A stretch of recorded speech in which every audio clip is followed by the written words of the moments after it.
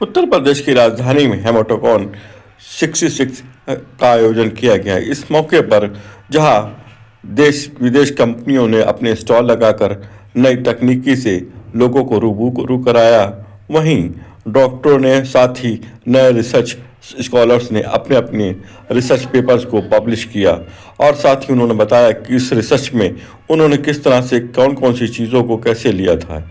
इस मौके पर भारी संख्या में बड़ी इंटरनेशनल मल्टीनेशनल कंपनियों ने भी अपने नए प्रोडक्टों को भी शोकेस किया और उन्होंने अपने प्रोडक्टों के बारे में डिटेल से। मैं दिल्ली हेडक्वार्टर में काम करता हूँ। मैं इस कंपनी में ऑलमोस्ट 25 साल से हूँ। अभी रिसेंटली हमने एक नया मशीन लॉन्च किया है जो कि टोटली ट्रांसमिशन वाला निर्मित है मशीन। एंड ये जो है हेमेटोलॉजी सेल काउंटर कहलाता है। It is a 8 part differential haematology cell counter जिसमें 71 टाइप के नए पैरामीटर हैं। एक बार में 1 मिनट में एक सैंपल में आप WBC ब्लड के 71 डिफरेंट टाइप के पैरामीटर्स निकाल सकते हैं। इसमें से काफ़ी पैरामीटर नए हैं जो कि मार्केट में पहली दफ़े हम लॉन्च कर रहे हैं। और ये मरीजों को बहुत अच्छी तरीके से इसकी जानकारी मिलेगी डॉक्टर्स को, तो उसकी नया इलाज हो पाए। इसमें से एक मुख्य पैरामीटर जो है जिसको हम बोलते हैं हाई फ्लोरोसेंस IPF।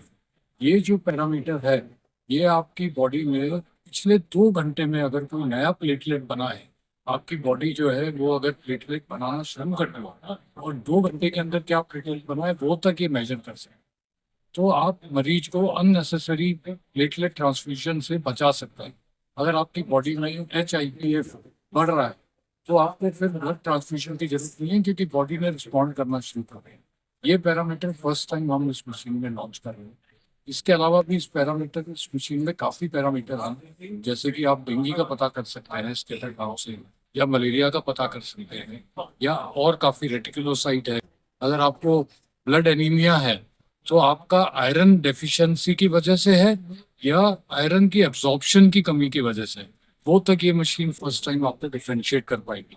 तो अननेसेसरी आयरन लेने की भी जरूरत नहीं पड़ेगी। और कई बार पेशेंट आयरन ओवरडोज हो जाते हैं जबकि उनको आयरन की कमी नहीं होती है और आयरन एब्जॉर्प्शन की कमी होती है। तो इस मशीन में ऐसे पैरामीटर हैं जो ये फर्क तक आपको पता करेंगे। मैं डॉक्टर चरण प्रसाद वर्मा, ऑर्गेनाइजिंग सेक्रेटरी हूँ हेमेटोकॉन 2025 का। इस साल का हेमेटोकॉन जो Indian society of haematology and blood transfusion का नेशनल कॉन्फ्रेंस है वो लखनऊ में वर्ल्ड इन हॉस्पिटल में ऑर्गेनाइज हो रहा है और मैं उसका ऑर्गेनाइजिंग सेक्रेटरी हूँ। तो सर ये जो प्रोग्राम ऑर्गेनाइज कर रहे हैं, ये क्योंकि आपने हेपेटोलॉजी की बात होती है, क्योंकि ये सबसे ज़्यादा आज की तारीख में जितने भी पैथोलॉजी लैब्स हैं या जितनी भी चीज़ें जांचें कही जाएं किसी भी तरह की मरीजों की, वो सब इसी से जुड़ी हुई। इसमें किस तरह की टेक्नोलॉजी ट्रांसफॉर्म हो रही है, साथ ही इसमें क्या नए इनोवेशन हैं? जांच से बढ़ती इलाज से भी संबंधित नहीं, ये कॉन्फ्रेंस में हम लोग जो नई नई जो ट्रीटमेंट इजाद हो रहे हैं ब्लड की बीमारियों के बारे में, चाहे वो ब्लड कैंसर हो, चाहे वो ब्लड की बहुत कोई बीमारियां हो, खून की कमी हो, क्लॉटिंग की प्रॉब्लम हो, उनसे संबंधित जो जांचें और जो इलाज जिनमें जो रिसेंट डेवलपमेंट्स आ रहे हैं उसके बारे में हम लोग इस पूरे कॉन्फ्रेंस में 3.5 दिन के ऊपर डिस्कस करें।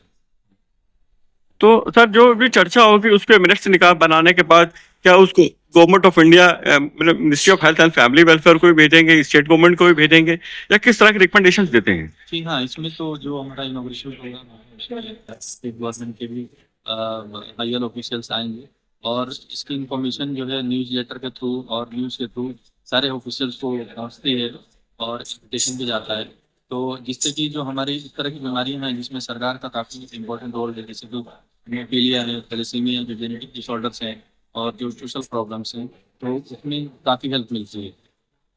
तो सर आप अपकमिंग क्या जो किस तरह की मशीन्स आ गई हैं या टेक्नोलॉजी आ गई है जिससे हम एडवांस लेवल मतलब लेवल पर हम लोग स्कैनिंग कर सकते हैं? जी, तो जैसे भी हम लोग पहले केवल बोन मैरो या ब्लड में सेल्स को देख के ही उसके डायग्नोसिस मोस्टली बनाते थे, पर आजकल नए नई टेक्निक्स आ गई हैं जैसे कि PCR टेक्निक है या नेक्स्ट जनरेशन सिक्वेंसिंग टेक्निक्स हैं।